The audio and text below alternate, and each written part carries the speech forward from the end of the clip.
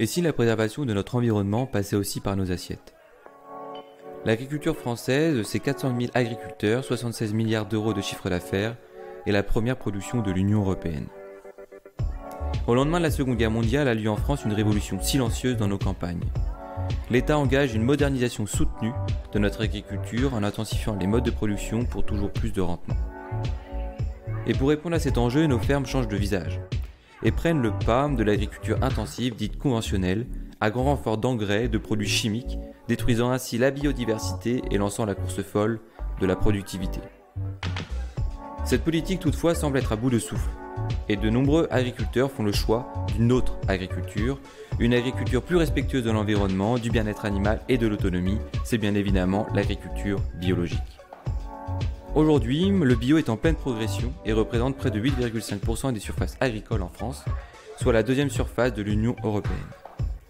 Mais nous serons bientôt 9 milliards d'habitants sur la planète et la question que l'on peut légitimement se poser, le bio suffira-t-il à nous nourrir tous? Pour en parler aujourd'hui, nous accueillons Hector, jeune agriculteur bio en Alsace. Et avant de discuter et de débattre avec toi du choix de l'agriculture biologique, peux-tu présenter rapidement ton parcours? Car on me dit qu'avant de devenir agriculteur bio, tu étais collaborateur politique. Donc comment fait-on pour passer du monde politique au monde agricole? Bonjour à tous et merci beaucoup Tanguy pour cette intro. Je pense que t'as bien dressé le panorama de l'état actuel de l'agriculture en France. Pour répondre à ta question, en fait, effectivement, avant, je bossais en politique et puis là, depuis cet automne, je me suis réorienté vers l'agriculture, ce qui est a priori pas, ça coule pas de source, quoi. C'est pas un parcours qui est forcément très classique, mais ça sort pas non plus de nulle part en ce qui me concerne, parce que en fait, déjà quand j'étais gamin, j'ai grandi à la campagne, j'ai toujours joué dans les champs, à l'extérieur, aidé mes parents pour le jardin, etc. Et j'avais déjà quelque part un petit peu cette aspiration, ou en tout cas cette envie, bon, qui quand t'es gamin est pas forcément très très sérieuse, mais de te dire ah voilà, plus tard j'aimerais bien être paysan, j'aimerais bien avoir un tracteur rouge et tout. Voilà, c'était un de mes rêves. Et puis après, au fil des années, ce rêve, c'est a pas complètement disparu, mais c'est un petit peu étiolé. Mais par contre, quand j'étais au lycée, je le disais quand même déjà de manière de plus en plus sérieuse. J'ai fait un lycée général, un bac scientifique, et pour ceux qui me connaissent bien, ouais, quand j'étais au lycée, j'avais tendance à dire ouais, j'en ai un peu ras le cul de cette société. Vas-y, moi je vais aller élever des chèvres. Vas-y, je vais faire mon retour à la terre, mais de manière un petit peu provoque, sans trop y croire. Un petit peu pour me distinguer des autres, quoi. Mais il y avait quand même un fond de vérité là-dedans. Et malgré tout, j'en avais quand même déjà parlé à mes profs, enfin, de ce qui j'avais envisagé, de ce qu'il était possible de faire en agriculture. Et mes profs me disaient écoute Hector, tu vas quand même pas devenir un agriculteur. Enfin voilà, t'es pas un mauvais élève, il faut que tu fasses des études. Et du coup, j'ai fait des études. Enfin, je me suis dit que quelque part ils avaient raison. Et j'ai fait mon petit parcours, université, Sciences Po, et puis après j'ai trouvé un boulot en politique.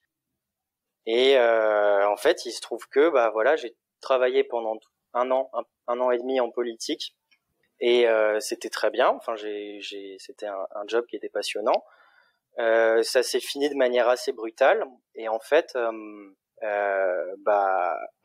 après ça, il y a eu un petit peu un concours de circonstances qui fait que je me suis dit go, maintenant c'est le moment ou jamais de me lancer là-dedans, d'enfin concrétiser un petit peu cette envie que j'avais, parce que d'une part j'avais l'impression que si je le faisais pas maintenant, je ne le ferai pas plus tard, enfin parce que tant que je suis encore jeune, tant que j'ai du temps, tant que me lancer dans un projet un petit peu fou comme ça, ça ne me met pas véritablement en danger, ou en tout cas j'ai pas besoin forcément d'avoir un salaire normal qui rentre tous les mois. Je peux vivre un petit peu chichement et tout ça. Je me suis dit go, c'est le moment de faire ça. Et ce qui a beaucoup aidé aussi, c'est que j'ai un ami, enfin on s'est lancé à deux, ce qui aide aussi justement à franchir le pas. J'ai un pote qui est un peu dans la même situation que moi, qui était pas satisfait par son ancien boulot, il était prof et il a arrêté son ancien boulot. Ses parents pour le coup étaient horticulteurs et prenaient leur retraite l'été dernier. Donc en fait, on avait des terres qui étaient disponibles et on avait tous les deux cette envie de faire de l'agriculture et on avait le temps. Et enfin, du coup, c'est comme ça que ça s'est fait quoi. Au fur et à on y est allé d'abord petit pas par petit pas et puis là on est en plein dedans maintenant quoi. C'était un concours de circonstances un peu et aussi une vocation enterrée pendant quelques temps. Moi, ce que tu dis, Hector, ça m'interpelle parce que c'est vrai que donc là, dans ce que tu nous expliques, pour toi et pour ton ami, c'était quelque part accomplir un rêve ou un rêve de gosse ou d'ado, et c'était un peu s'échapper de vos vies d'avant, de devenir agriculteur. Mais c'est vrai qu'aujourd'hui, tu vois, par exemple, et je pense que c'est peut-être aussi le cas d'Aliénor ou de Tanguy, je ne sais pas, ils le diront. Mais c'est vrai qu'aujourd'hui, moi, dans mon esprit, être agriculteur, agricultrice, c'est plus de problèmes qu'autre chose. Et du coup, est-ce que ça faisait aussi partie du rêve de être l'un des membres de ces agriculteurs qui ont du mal à finir le mois, parfois même à la mi du mois, qui sont en contestation régulière, en grève régulière, sur les autoroutes, en camion par exemple, ou d'autres formes de manifestations, parce qu'on a le sentiment qu'aujourd'hui être agriculteur c'est pas simple du tout. Ouais. Donc pour toi, comment est-ce que ça faisait, comment t'as pris ça en compte dans cette transition entre ce que tu faisais avant professionnellement et ce que tu fais aujourd'hui, que tu travailles la terre? Est-ce que c'est des choses qui t'ont un peu angoissé, qui t'ont interrogé, ou est-ce que la perspective de pouvoir avoir une exploitation, une ferme bio, pour le coup, ça t'a permis de te dire que c'était peut-être des difficultés que tu allais rencontrer, mais qui pourraient être contrebalancées par d'autres choses? Parce que c'est vrai que voilà, moi ça m'interroge de me dire comment est-ce qu'aujourd'hui on a envie de devenir agriculteur quand on sait que voilà, on en voit beaucoup avec des envies de suicide ou ce genre de choses. Un quoi, agriculteur des choses très sur graves. deux vit avec moins de 350 € par mois. Bah c'est ça. Ouais, bah si tu veux, enfin ces difficultés-là, enfin tout l'agriculture comme un sacrifice un petit peu. Bien sûr qu'on en a conscience avant de se lancer là-dedans, et c'est peut-être justement la raison pour laquelle on n'ose pas le faire. Enfin, que lorsque j'étais au lycée, que j'avais envie de faire ça, que les profs me disaient bah non, ne fais pas ça, fais des études.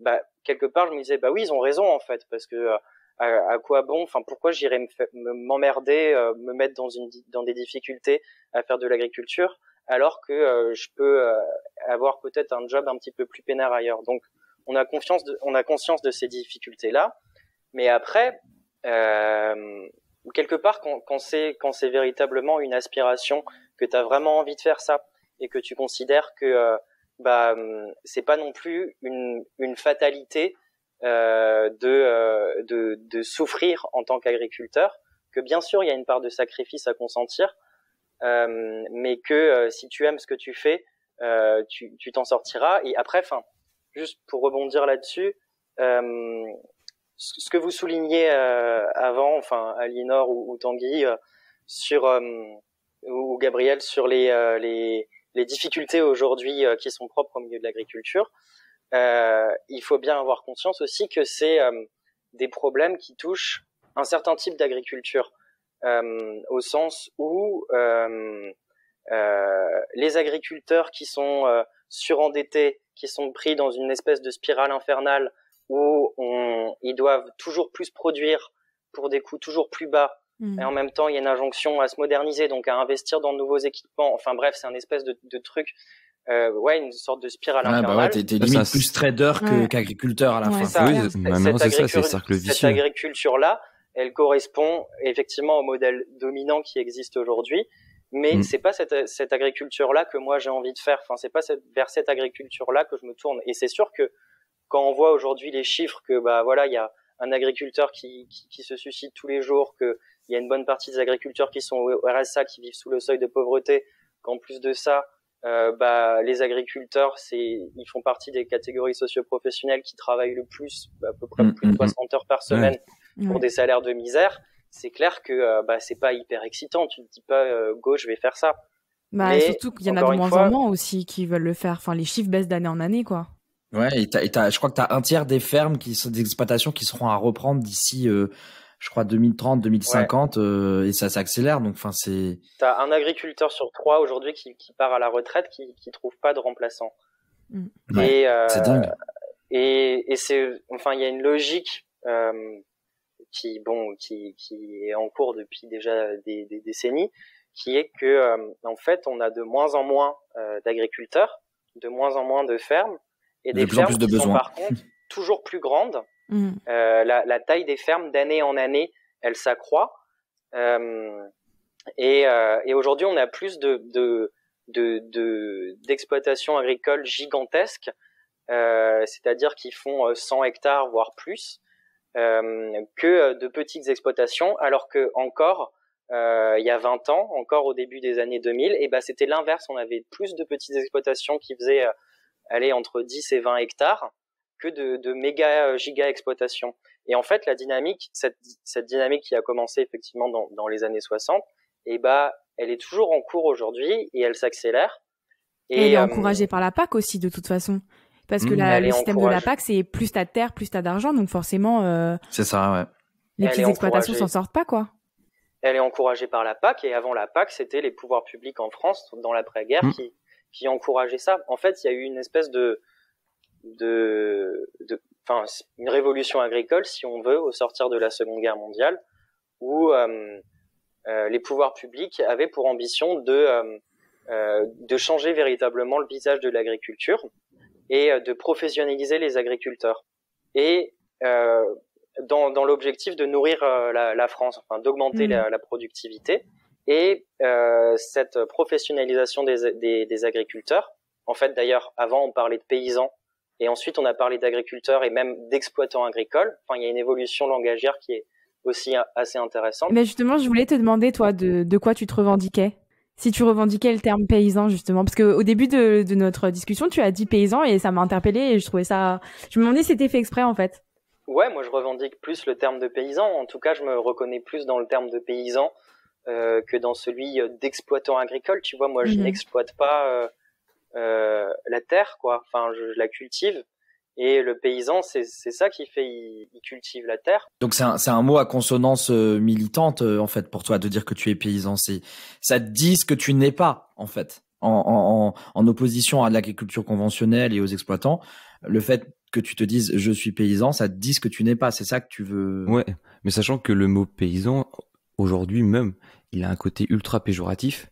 Et on aime bien le terme agriculteur parce que justement c'est moderne, c'est les grands tracteurs, c'est les grands champs, et puis on a tendance les grandes surfaces agricoles. Nos agriculteurs, de même qu'on dit nos aînés. Enfin en fait, il y a quelque chose de toujours pointé du doigt, mais qu'on essaye d'enrober avec cet adjectif qualificatif. J'espère que c'est bien un adjectif qualificatif d'ailleurs.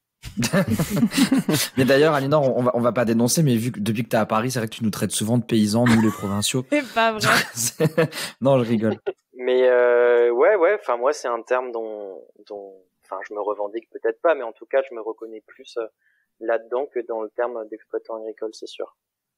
Et mais après, enfin ouais, enfin il y a effectivement ce que tu disais, Tanguy, quelque part un mépris, ou en tout cas une dévalorisation du métier enfin que ce soit paysan ou agriculteur aujourd'hui. Je pense que c'est pas quelque chose qui est très très valorisé, mais pour moi justement il faut pas s'y tromper. Enfin les agriculteurs, même les agriculteurs aujourd'hui qui sont dans un modèle d'agriculture conventionnelle, d'agriculture intensive, je pense qu'il faut toujours garder à l'esprit que quelque part ils font partie d'un système. Enfin c'est pas forcément eux-mêmes qui sont coupables, c'est juste qu'ils sont pris dans une spirale d'un système qui les dépasse, et en fait ils peuvent pas faire autrement pour s'en sortir.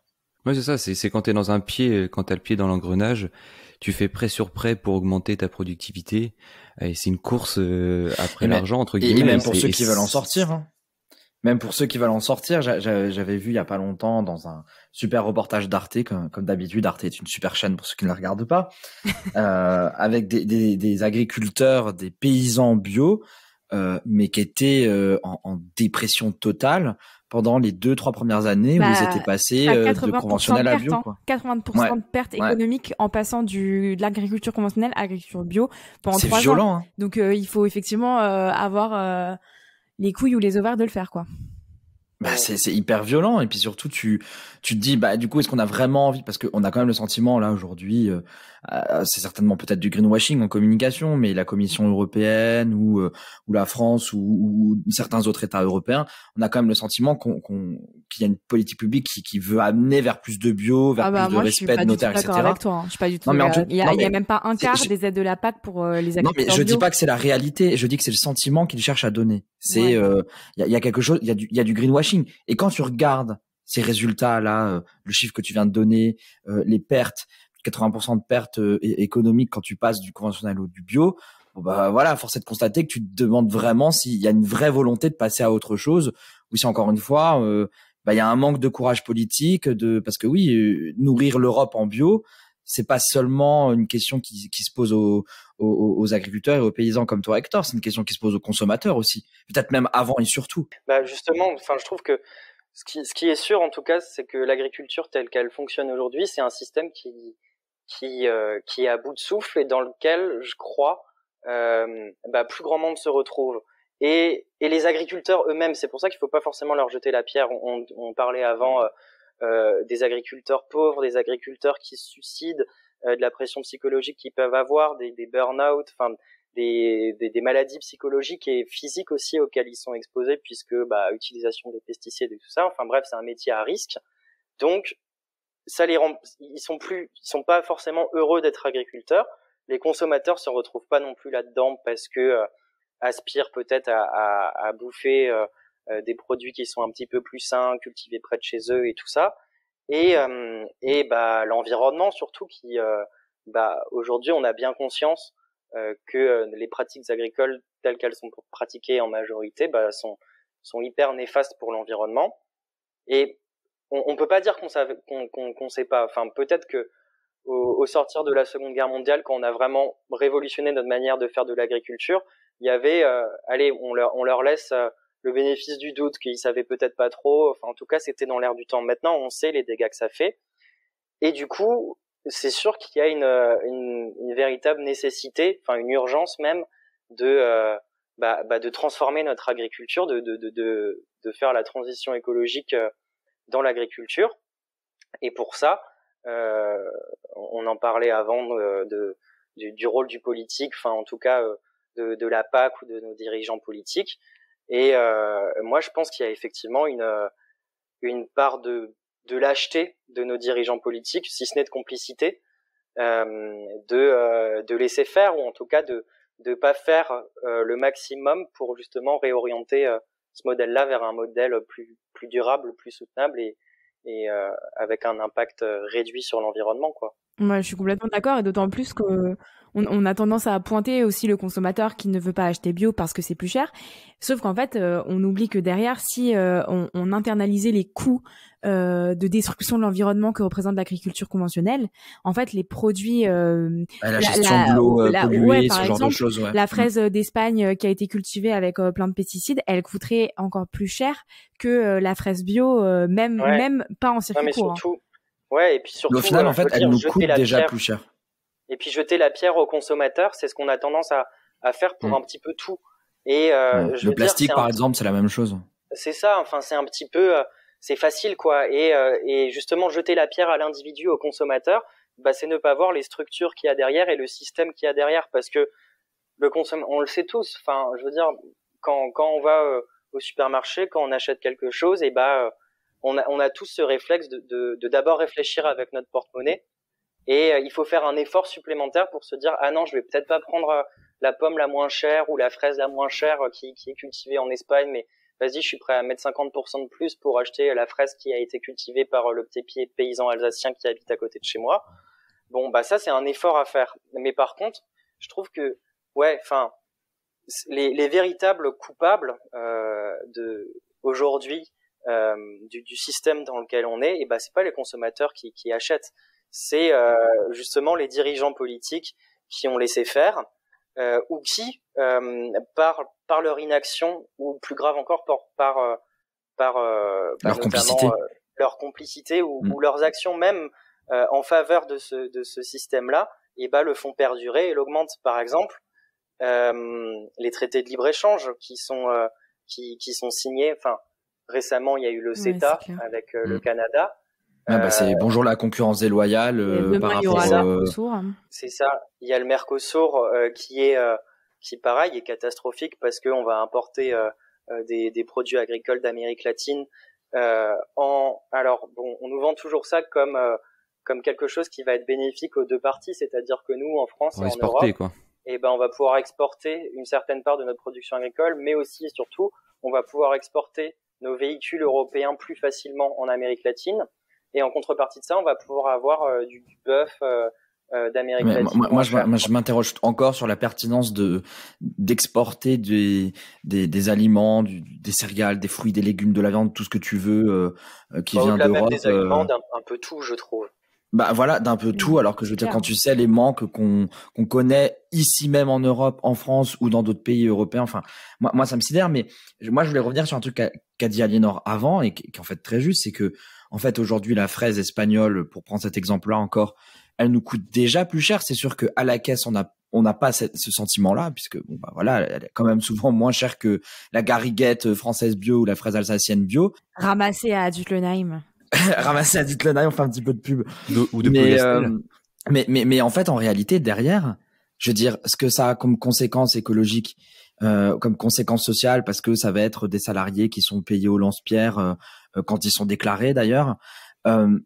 Ça derrière, c'est le collectif qui le paie à travers les impôts. Oui, mais le problème, c'est que ça, on le voit pas. Nous, on le sent pas. Enfin, mais on le sentira quand dans 10 ans, on aura un cancer, tu vois. Mais dans les médias, quand tu passes à la caisse, tu le sais pas. Et le problème, c'est qu'en fait, nos dirigeants sont dans un court-termisme politique en permanence. Donc, faire de l'argent direct par le Mercosur, exporter 3 bagnoles. Mais, ça nous place dans le même court-termisme, qui est normal pour un consommateur. C'est comment je termine mon mois, quoi. Ouais, mais c'est du court-termisme, mais en fait c'est du court-termisme et une vision que moi je qualifierais de libérale économiquement. Regardez le même exemple sur le glyphosate. On nous avait promis qu'on allait en sortir. Ok, super. Moi je la prends la promesse. Bon, 4 ans plus tard, on retourne dedans parce qu'il y a des agriculteurs qui ont un problème avec leur champ de betterave, etc. Ce qu'on peut comprendre. Mais il n'y a pas d'argent qui a été mis sur la table pour faire une réelle transition, pour chercher honnêtement une solution de sortie au glyphosate ou à d'autres pesticides, néonicotinoïdes, etc. Il n'y a jamais rien qui est suffisamment mis sur la table. Et c'est vrai ce que tu dis, Aliénor, c'est que le problème, c'est qu'aujourd'hui, on le voit pas. Alors, moi, je me dis, ça pourrait être, tu vois, une proposition politique simple que de dire, maintenant, il y a le prix du produit que vous voyez en magasin et que vous allez payer, mais il faut aussi rendre visible, en fait, son impact et ce que ça vous coûte en euros d'impôts, ce que ça vous coûte de continuer à consommer ces produits-là. Pas pour criminaliser, c'est ce que tu disais, Hector, le consommateur, mais pour que quelque part, on ait une prise de conscience de se dire, vaut mieux peut-être que je paye maintenant mon aliment, ma fraise, plus cher, pour éviter demain d'avoir à soigner le cancer de mes gamins, d'avoir à payer plus d'impôts pour assainir mes cours d'eau parce qu'ils seront dégueulasses et imbuvables, ou alors pour dédommager les agriculteurs qui demain pourront plus rien faire pousser dans leurs champs parce qu'on a tué complètement la vie souterraine qui était en dessous et qui permettait d'avoir des bonnes récoltes. Enfin, tu vois, c'est des choses. Enfin, pourquoi on n'y est pas encore? Enfin, moi, je trouve ça juste affolant. C'est ce que je disais avant. Je pense que les dirigeants politiques actuels sont à minima lâches et au pire complices. Parce que c'est le dogme, c'est l'idéologie du libre-échange, de la concurrence de tous contre tous dans laquelle ils croient, et que ils n'ont pas le courage de véritablement faire une révolution agricole un petit peu inversée par rapport à la révolution agricole qu'on avait pu avoir au lendemain de la Seconde Guerre mondiale. Et on appelait d'ailleurs la révolution verte, je crois, comme en Inde. Mais qui avait ces justifications à l'époque? Le pays était dévasté, il y avait encore des famines régulièrement et tout ça. Et du coup, c'était la foi dans le progrès, la foi dans l'industrialisation, la mécanisation, la chimie. Parce que aussi quelque part, on n'était pas forcément encore tout à fait au courant des risques que ça engendrait. Maintenant, on est au courant. Enfin, on peut pas dire qu'on sait pas. Et du coup, je pense que ce qu'il faudrait faire, c'est une sorte de révolution agricole inversée par rapport à ce qui avait pu se passer après la Seconde Guerre mondiale, Et mais pour ça, il faut une volonté politique forte. Et justement, l'agriculture telle qu'elle est aujourd'hui, c'est l'aboutissement de choix politiques qui ont débouché justement sur la politique agricole telle qu'elle est aujourd'hui. Enfin, ça s'est pas fait de manière naturelle, au contraire. Quand les agriculteurs dans les années 50, enfin, ils étaient pas forcément prêts à mettre des produits sur leurs champs, à passer au tracteur, à investir et tout ça, mais l'État les a encouragés par des incitations fiscales. Par exemple, on a défiscalisé le gazole pour les professionnels, ce qui leur a permis d'acheter des tracteurs. On a eu une politique véritablement foncière de remembrement des terres pour que les agriculteurs puissent agrandir leurs exploitations. Enfin, il y a eu tout un tas d'outils politiques qui ont débouché sur l'agriculture telle qu'on la connaît aujourd'hui. Et parfois, ces changements-là se sont faits contre la volonté du monde agricole qui n'avait pas envie forcément de se lancer dans cette industrialisation-là. Et du coup, aujourd'hui, je pense juste que si nos dirigeants actuels étaient animés par une volonté politique aussi forte que celle que pouvaient l'avoir les dirigeants politiques après-guerre, mais pour faire autre chose, on pourrait changer le visage de l'agriculture aujourd'hui, avoir une agriculture, augmenter la part de l'agriculture biologique, aller vers un système qui est plus soutenable, réorienter les subventions, aider les agriculteurs. Enfin voilà, c'est possible quoi, mais il faut du courage. C'est ça, les pouvoirs publics sont capables. On l'a vu dans les années 50, 60, d'avoir une vraie volonté politique de changer notre modèle agricole. Donc aujourd'hui, on peut avoir cette volonté politique-là, mais derrière, il faut aussi des agriculteurs qui s'engagent. Et j'ai une question à te poser, moi, c'était savoir si ton engagement militant, parce que ça semble être aussi militant, t'a poussé à devenir agriculteur et encore plus agriculteur bio. Est-ce que ça se recoupe, ces deux engagements? Est-ce que quand t'étais gosse, tu te voyais déjà agriculteur bio ou agriculteur quoi? Ouais, est-ce qu'on en parlait déjà à l'époque? Non, quand j'étais gosse, je me voyais agriculteur, mais je voulais un énorme tracteur et tout. Ah mais c'est ça, ouais. C'est le tracteur qu'on avait quand on était gosse, quoi. Ah, on retombe sur un homme qui veut un énorme tracteur ou autre chose. C'est toujours le même débat, quoi. Ouais, mais bon, en tout cas, c'était le cas, non? Et puis, tu sais, quand t'as 5 ans, l'agriculture bio, les pesticides, tout ça, tu captes pas forcément grand-chose. Ouais, c'est sûr.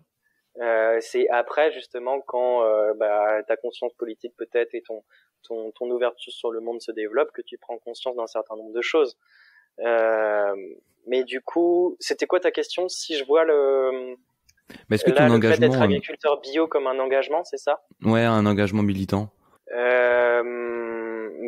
Oui, quelque part, parce que, par rapport à ce que je faisais avant, où pour le coup je bossais vraiment en politique,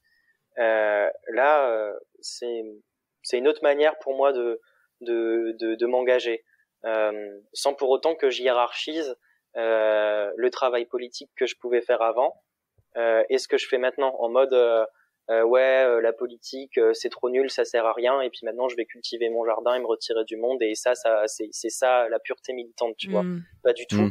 Parce que on l'a justement dit avant, je pense que le politique il a véritablement son rôle à jouer dans l'agriculture, mais plus largement dans la manière dans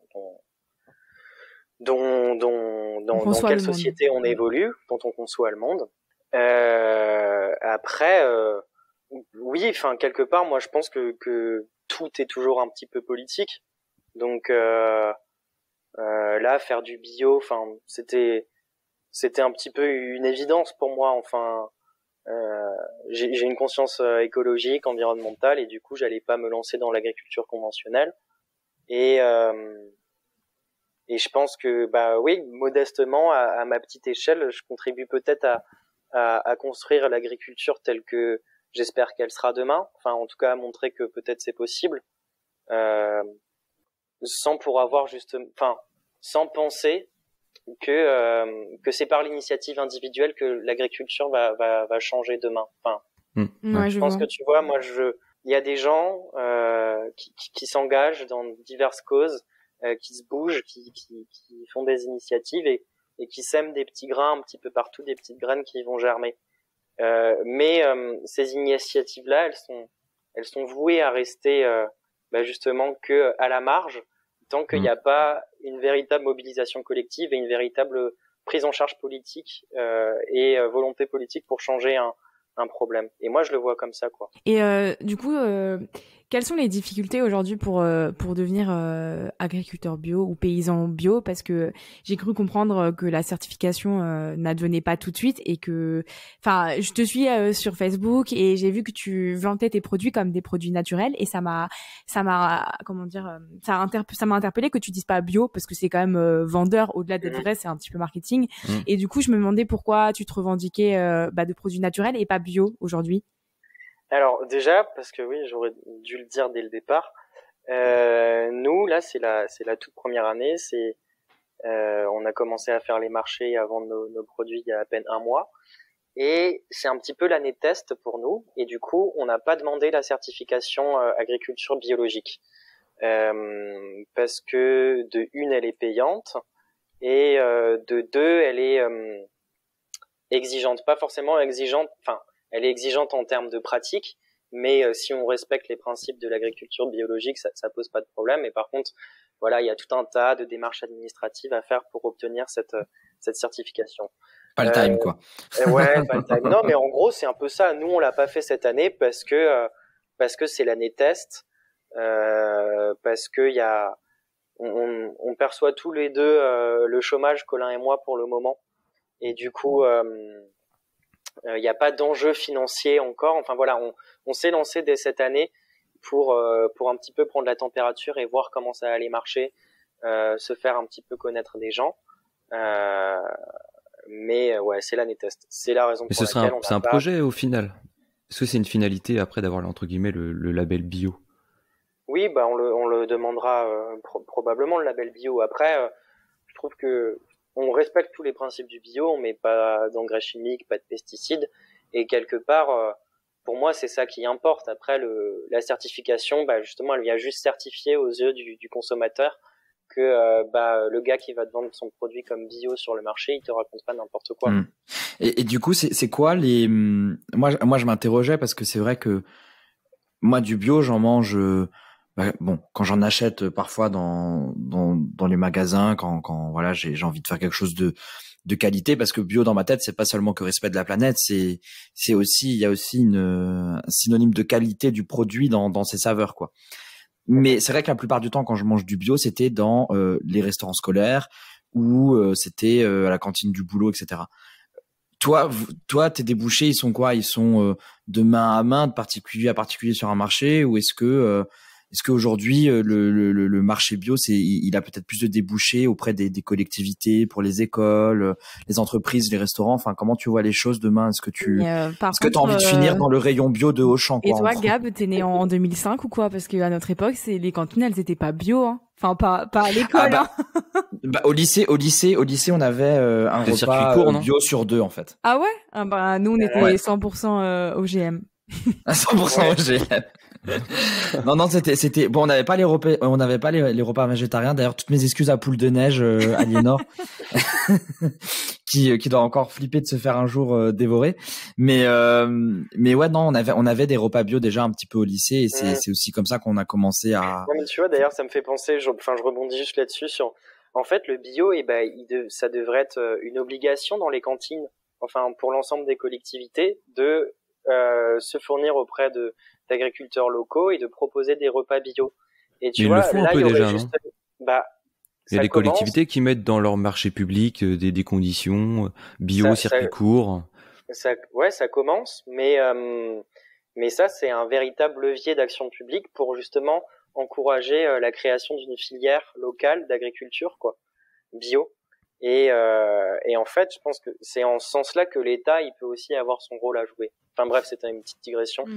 Ça, pour notre culture générale, puisque j'ai aussi fait le même genre de boulot que t'as fait, Hector, à Strasbourg. Je sais pas si c'est la même dénomination partout, mais ce dont tu parlais, Tanguy, ça s'appelle un SPASER.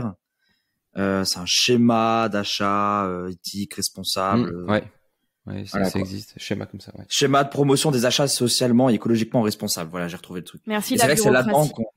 Merci la bureaucratie, mais c'est la bureaucratie qui aujourd'hui permet quand même d'acheter de mettre en avant des produits comme ce qu'Hector fait quoi. Alors oui, du coup, pour répondre à ta question, nous là, on vend uniquement au marché du coin et ça fonctionne plutôt bien. On avait fait un petit peu de vente directe aussi sur site où il y avait directement des gens qui venaient acheter les produits 2 après-midi par semaine. Sauf qu'en fait, on va arrêter ça parce que vu que c'est la première année, on savait pas trop comment ça allait fonctionner. On n'a pas planté énormément de choses. Et en fait, on arrive à vendre absolument tout ce qu'on avait planté sur le marché. Donc, on est plutôt content. Après, est-ce que je me vois plus tard travailler avec la grande distribution et Auchan non. Enfin, pour moi, c'est... Enfin, déjà, en fait... T'as pas envie de participer aux 8 milliards d'euros d'excédent commercial de l'agroalimentaire? Non, pas trop. Mais en fait, la grande distribution, elle fait partie quelque part du problème aujourd'hui dans l'agriculture. C'est-à-dire que les grandes centrales d'achat, elles tirent les prix vers le bas, ce qui fait qu'aujourd'hui, les agriculteurs, parfois, ils vendent leurs produits très très faibles, voire à perte. Et ça, pour que la grande distribution puisse se faire des marges les plus importantes possibles et pour rémunérer au mieux les actionnaires. Et alors moi, c'est évidemment un système que je cautionne pas du tout et partant, j'ai pas trop envie d'avoir mes produits, mes légumes dans les rayons d'Auchan, de Super U ou de Match, quoi. Et attention, mais justement, c'est peut-être pas, on peut Vas-y. peut-être pas non plus parce que c'est vrai que quand on parle de la grande distribution, souvent c'est le grand méchant loup. Effectivement, il tue un petit peu l'agriculture et les agriculteurs aussi. Mais si demain on devait passer dans un monde bio, il serait peut-être intéressant aussi que ces centrales d'achat participent à ça et participent à la modernisation de notre agriculture, mais pas avec des grandes machines, mais pour passer au bio. Je pense que c'est pas, faut pas voir que le mal. Tu veux dire dans son aspect économie d'échelle que ça pourrait avoir, Tanguy? Ouais, ça peut participer. Puis même à diffuser en fait, parce que au-delà du produit bio, ça permet de la préservation de l'environnement, ça permet, je l'espère, des revenus décents aux agriculteurs, mais c'est aussi des produits de meilleure qualité. Et ça a aussi un enjeu de santé publique. Et le diffuser au plus grand nombre, je pense qu'à un moment donné, il faut aussi passer par les grandes chaînes de distribution, en fait. Le bio pour tous, quoi. Il faut effectivement voilà, c'est ça. faut effectivement, enfin, c'est pas parce qu'on critique la grande distribution et qu'on se prononce pour un autre système que enfin, tu vois, tout le monde demain ne pourra pas aller faire ses petites courses le matin au marché et puis aller dans la petite épicerie du coin. Enfin, ça encore, c'est réservé à une certaine catégorie de personnes. En un certain sens, c'est des pratiques aussi qui sont socialement distinctives et on peut pas. Enfin, voilà, bref, là, il faut composer aujourd'hui quelque part avec la grande distribution. Et par contre, c'est encore, on retombe toujours sur la même chose. C'est là où l'État, il a quelque part le pouvoir public, par exemple, encadrer les pratiques aujourd'hui de la grande distribution en instaurant par exemple des prix planchers, c'est-à-dire que voilà, on va considérer que le litre de lait, il pourra pas être acheté en dessous de 60 centimes le litre de lait. Enfin, je crois que c'est ça qui permet aux agriculteurs de se rémunérer au SMIC, aux éleveurs laitiers, aux producteurs laitiers. Et voilà, et on peut imaginer que l'État fixe des prix planchers comme ça pour les différentes sortes de production. Ce qui d'ailleurs a existé pendant un certain temps, mais il y a eu une dérégulation du marché agricole avec la suppression des quotas de production et la suppression des prix planchers par volonté de la Commission européenne. Ce qui fait qu'aujourd'hui, il y a eu une crise du marché du lait et il y a une crise aujourd'hui du marché du sucre. Ce qui explique aussi pourquoi on a réautorisé justement les néonicotinoïdes récemment, parce que le marché du sucre était en tension, que les néonicotinoïdes ça permet de traiter la betterave et que la betterave permet de faire du sucre et que du coup quelque part il y avait toute une filière qui était en train de se casser la gueule, mais cette filière-là elle se cassait la gueule parce que au niveau européen on a supprimé il y a pas très longtemps les quotas de production. Et du coup, le marché européen a été inondé de sucre qui venait d'un petit peu partout dans le monde. Et par conséquent, les prix du sucre ont chuté. Donc les producteurs, les betteraviers aujourd'hui en France, n'arrivaient plus à vendre leur stock et à vivre de leur production. Et du coup, la réautorisation des néonicotinoïdes, c'est un peu une petite concession qu'on leur a fait en mode ça va pas très bien, donc on va pas encore vous remettre ça en plus comme bâton dans les roues, quoi. Mais ça montre à quel point on est dans une impasse quand même. Hein. On a rien d'autre à donner, quoi. Ouais. Et du coup, en fait, tu parlais tout à l'heure de pratiques sociales distinctives, donc j'allais faire une blague en disant que c'était le moment bobo du podcast. Mais moi, je voulais te demander si tu avais vocation dans l'avenir à t'inscrire dans une AMAP. Donc, pour nos éditeuristes qui savent pas ce que c'est une association pour le maintien d'une agriculture paysanne, en fait, qui permet de rémunérer le paysan ou la paysanne d'ailleurs avant de lui acheter son produit. Donc, ce qui permet pour le paysan d'avoir un salaire assez stable et pour le consommateur d'avoir un produit directement du sol à l'assiette, parce qu'en général soit c'est livré dans les grandes villes, soit tu vas le chercher à un point de ton village ou de ta ville. Et moi je trouve que le principe est vraiment cool, parce qu'en plus de ça je trouve qu'un des effets qui je pense qu'à la base n'avait pas été choisi, c'est que ça a produit un espèce d'environnement un peu social et de la convivialité au sein de ton AMAP. En fait, ça devient vraiment une asso, quoi. C'est les trucs genre les paniers que tu peux récupérer à la gare ou ce genre de trucs comme ça, Nina. Ouais, je vois. Donc c'est vendu par des assos et tout, quoi. Ouais. Oui, enfin c'est un modèle qui est intéressant. Après, je peux pas trop te répondre. Enfin là, on commence tout juste et du coup, on sait pas trop comment on fonctionnera dans 1 an, 2 ans, 3 ans. Peut-être qu'on s'inscrira dans une AMAP. Peut-être qu'on continuera juste à vendre nous sur le marché. Et par d'autres moyens. Enfin, je sais pas, mais c'est une pratique qui est intéressante, certes, pour le consommateur comme pour l'agriculteur. Après, sur la pratique distinctive et socialement marquée, justement, enfin, et c'est au sens là peut-être où, pour retomber sur ce qu'on disait avant, sur l'engagement que je peux avoir dans ma manière de faire de l'agriculture, c'est que pour moi, ça serait vraiment un échec de faire des produits bio et puis de les vendre uniquement pour être à peine caricatural au petit bobo qui va se donner bonne conscience en achetant des produits bio sur le marché et qui va être prêt à dépenser une fortune pour son kilo de tomates. Enfin, bon, c'est pourquoi pas, mais moi c'est pas là-dedans que je me reconnais et je pense que